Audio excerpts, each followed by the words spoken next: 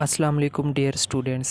आज के लेक्चर में हम बात करेंगे solution for Laplace equation in Cartesian coordinates. यानी कि अगर हमने लैप्लास इक्वेशन के बारे में लास्ट लेक्चर्स में हमने इसको डिस्कस किया है। अगर हमने इस जो है वो इक्वेशन का लैप्लास इक्वेशन का अगर हमने सॉल्यूशन फाइंड करना हो इन कार्टेशियन कोऑर्डिनेट्स तो हम किस तरह से फाइंड कर सकते हैं उसको हम आज के लेक्चर में देखेंगे। ठीक है, तो सबसे पहली बात ये जो टॉपिक है ना, solution for Laplace equation Cartesian coordinates, एक बहुत इंपॉर्टेंट टॉपिक है। ठीक है, ये बेसिकली हमने तीन तरह की लैप्लास इक्वेशंस को डिस्कस किया था लास्ट लेक्चर्स में। Laplace equation in Cartesian coordinates, spherical coordinates and for cylindrical coordinates. ठीक है, अब तीनों लैप्लास इक्वेशंस का एक मखसूस सॉल्यूशन भी होता है। ठीक है, अब ये सॉल्यूशन जो है वो ये एज अ लॉन्ग क्वेश्चन और as a big long question exams के अंदर पूछा जाता है। ठीक है, तो इसको आपने इसकी जो कैलकुलेशन है मैथमेटिकल क्वेश्चन वो लेंथी भी है और कंप्लेसिव भी है। तो इसका एक एक स्टेप देखना है, उसको अच्छे तरीके के साथ समझ लें, देन जो है वो इसकी मैथमेटिकल कैलकुलेशन जो है वो उसको इजीली आप अंडरस्टैंड कर सकेंगे। ठीक है, सो हम स्टार्ट करते हैं इस लेक्चर को, solution for Laplace equation in Cartesian coordinates. तो सबसे पहले तो हमें पता होना चाहिए कि लैप्लास इक्वेशन क्या है। ठीक है, इसको हम लास्ट लेक्चर्स में भी डिस्कस कर चुके हैं, बट जो है वो हम इसको दोबारा भी डिस्कस कर सकते हैं। ठीक है, तो since we know that the Laplace equation is given as, ठीक है, हमें पता है कि जो लैप्लास इक्वेशन है वो क्या होती है, del square v is equal to 0। इसको हमने कह दिया इक्वेशन नंबर 1। ठीक है, नेक्स्ट देखो हम इसको इस चीज़ के साथ एक्सप्लेन करते हैं। Where del square is called Laplacian operator which is in Cartesian coordinates x y z can be expressed as. ठीक है, और हमें पता है कि ये जो यहाँ पे जो डेल स्केयर है ये क्या है, हमारे पास लैप्लासियन कोऑर्डिनेट होता है इन कार्टेशियन कोऑर्डिनेट्स, और कार्टेशियन कोऑर्डिनेट्स की इसकी जो वैल्यू है डेल स्केयर की यानी कि लैप्लासियन ऑपरेटर की, ये इसकी वैल्यू क्या आती है हमारे पास, ये इसकी वैल्यू होती है partial square over partial x square plus partial square over partial y square plus partial square over partial z square. ठीक है, इसको हमने कह दिया इक्वेशन नंबर 2। ठीक है, सो पुट इन 1 यानी कि इसके डेल स्केयर की वैल्यू को हमने यहाँ पे इस इक्वेशन के अंदर अगर हम यूज़ करेंगे तो ये हमारे पास कौन सी फॉर्म बनेगी, ये वाली फॉर्म आ जाएगी। ठीक है, इसको हमने कह दिया इक्वेशन नंबर 3।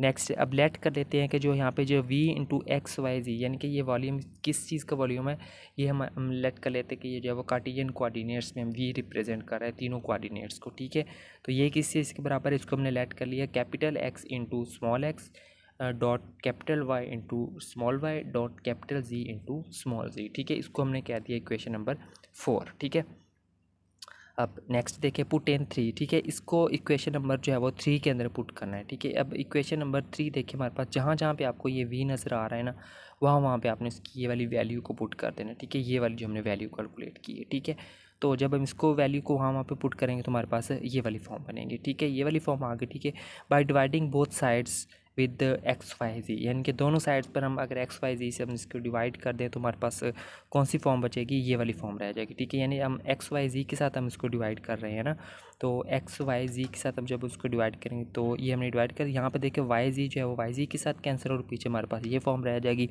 एक्स जी यहाँ पे देखिए एक्स और जी के साथ कैंसिल और पीछे हमारे पास ये फॉर्म रह जाएगी, और यहाँ पे देखिए एक्स वाई के साथ कैंसिल हो तो पीछे हमारे पास ये वाली फॉर्म रह जाएगी। ठीक है, तो इस तरह से हमने इस स्टेप को यहाँ पे सॉल्व किया। ठीक है, तो इसको हम कह देते हैं क्वेश्चन नंबर 5। क्वेश्चन नंबर 5 हमारे पास आ चुकी है। ठीक है, उसके बाद देखिए सिंस जो है F of x plus f of 1x plus f of 2y plus f of 3z किसके बराबर है, 0 के बराबर होता है। ठीक है, since equation number 5 is of the type F of 1x plus f of 2y plus f of 3z यानी कि ये हमारे पास एक इक्वेशन होती है। ठीक है, और इक्वेशन नंबर जो 5 है ये भी देखिए कुछ इसी तरह की इक्वेशन है। ठीक है, तो यहाँ पे हम कह सकते हैं it will be true only if ये जो हमारे पास ये जो 3 दिए हुए यानी कि f of 1x plus f of 2y plus f of 3z are Cartesian. ठीक है, ये कब प्रूव होगा, यानी कि जब ये जो तीनों हमारे पास ये जो टर्म्स हैं या फिर ये वाले जो तीनों टर्म्स हैं, ये जो तीनों टर्म्स हमारे पास नज़र आ रही है, ये चीज़ कब प्रूव होगी, जब ये कार्टेशियन होंगी। ठीक है, तो हम इसको प्रूव करने के लिए लेट कर लेते हैं, let these constants are minus m square minus n square and p square such that. ठीक है, तो हम फर्ज यानी कि ये जो इनकी जगह पे हम कोई भी कुछ वैल्यूज़ पुट करें उनका आंसर हमारे पास क्या आना चाहिए, 0 आना चाहिए। ठीक है, तो हम लेट कर लेते हैं को वैल्यूज़ हमारे पास क्या है, ये वाली वैल्यूज़ है। ठीक है, minus m square minus n square and p square, और जबकि यहाँ पे ये जो हमारे पास पी है ना, पी की वैल्यू क्या है हमारे पास, ये वाली। ठीक है, अब जो है वो ये हमने इसको वैल्यूज़ के साथ हमने उनको रिप्लेस कर लिया। ठीक है, तो यहाँ पे अगर हमने पी की वैल्यू यानी कि वैल्यू अगर कैलकुलेट करनी भी हो तो हम उसको खुद भी कैलकुलेट कर सकते हैं। ठीक है, ये आगे हमारे पास कुछ कह दिया हमने इक्वेशन नंबर 6। सो f(1x) हमने लेट कर लिया कि यहाँ पे देखिए अगर हम इसको कंपैरिजन करें यानी कि इन दो इक्वेशंस का, इस इक्वेशन का और इस इक्वेशन का, ठीक है। तो यहाँ पे देखिए f(1x) किसके बराबर आ रहा है, -m² के, f(2y) किसके बराबर आ रहा है, -n² के, और f(3z) किसके बराबर आ रहा है, p² के बराबर आ रहा है, ठीक है। तो अब हम 1 बाई 1 करके इनको कंपेयर करके हम इनकी कुछ वैल्यूज़ को कैलकुलेट करने की कोशिश करेंगे, ठीक है। तो सबसे पहली बात हमें पता है कि f(1x) बराबर आ जाएगा हमारे पास -m² के बराबर है, और f(1) की हमारे पास वैल्यू अगर हम इसको कंपेयर करें यानी कि इस इक्वेशन को ये वाली जो इक्वेशन अगर इसको हम कंपेयर करें, यहाँ पे जो ये वाली जो इक्वेशन है, ठीक है, मेन इक्वेशन ही हम ले लेते हैं, ठीक है। अगर इस इक्वेशन को हम कंपेयर करें इस इक्वेशन नंबर 5 के साथ, तो यहाँ पे देखिए हमारे पास ये जो f(1x) है वो इस चीज़ के बराबर आ जाएगा x वाली टर्म के, f(2y) जो है वो y वाली टर्म के, और f(3z) किसके बराबर आ जाएगा, इस टर्म के बराबर आ जाएगा, ठीक है। तो सबसे पहले जो है वो फर्स्ट टर्म को डिस्कस करें तो यहाँ पे हमारे पास f(1x) बराबर आ जाएगा इस टर्म के, ठीक है। तो ये चीज़ आ गई हमारे पास यहाँ पे, ये बराबर आ गई हमारे -m² की, ठीक है। इसको हमने क्या दिया इक्वेशन नंबर 7। इसी तरह सेकंड टर्म ले ली, उसको n² के इक्वल रख लिया और इसकी जगह पे इसकी ये वाली वैल्यू रख दी, ठीक है। इसको हमने क्या दिया इक्वेशन नंबर 8, और इसी तरह से हमें सिमिलरली यहाँ पे हमें क्या मिलेगी इक्वेशन नंबर 9। अब हम इन तीनों इक्वेशंस को सॉल्व करेंगे यानी कि 7, 8 एंड 9 इन तीनों इक्वेशंस को अब हमने सॉल्व करना है। फ्रॉम इक्वेशन नंबर 7 सबसे पहले हम ये जो हमारे पास इक्वेशन नंबर 7 है ना, इसको ले लेते हैं, ठीक है। ये हमने ले ली इक्वेशन नंबर 7, इसको थोड़ा सा सिंप्लीफाई करेंगे तो ये जो -m² है ये लेफ्ट हैंड साइड पर जाकर क्या प्लस हो जाएगा, या फिर ये जो x है इधर डिवाइड हो रहा है तो उधर जाकर उसके साथ क्या हो जाएगा, मल्टीप्लाई हो जाएगा, फिर ये जो पूरा का पूरा फैक्टर इधर आकर क्या हो जाएगा, प्लस हो जाएगा, ठीक है।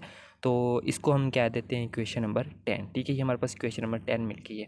मज़ीद ये हमें इक्वेशन क्या बताती है इसको देख लेते हैं यहाँ पे। Since this equation is a second order partial differential equation whose general solution is given as, ठीक है। अब यहाँ पे देखिए ये जो इक्वेशन है बेसिकली क्या है, ये हमारे पास एक सेकंड ऑर्डर डिफरेंशियल इक्वेशन है, ठीक है। और इसको सेकंड ऑर्डर डिफरेंशियल इक्वेशन को जो है वो उसका हम जो पार्टिकुलर इंटीग्रल फाइंड करते हैं और कम्प्लीमेंट्री फंक्शन फाइंड करके जब हम उसको सॉल्व करते हैं तो सॉल्व करने के बाद हमारे पास जो आंसर आता है वो हमारे पास ये वाला आंसर आएगा, ठीक है। और ये हमें एक्स की वैल्यू मिलेगी, इसको हमने क्या दिया इक्वेशन नंबर 11।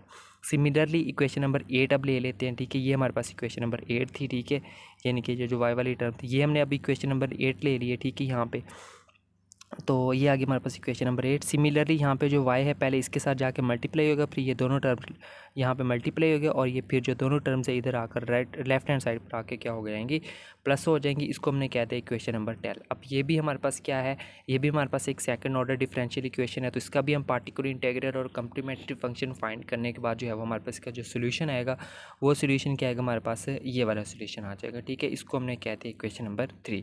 अब सिमिलरली हम जो इक्वेशन नंबर जो थर्ड इक्वेशन थी यानी कि इक्वेशन नंबर 9, ये जो जी वाली इक्वेशन है अब हमने इसको ले लेना, ठीक है। ये वाली इक्वेशन हमने ले ली, ठीक है।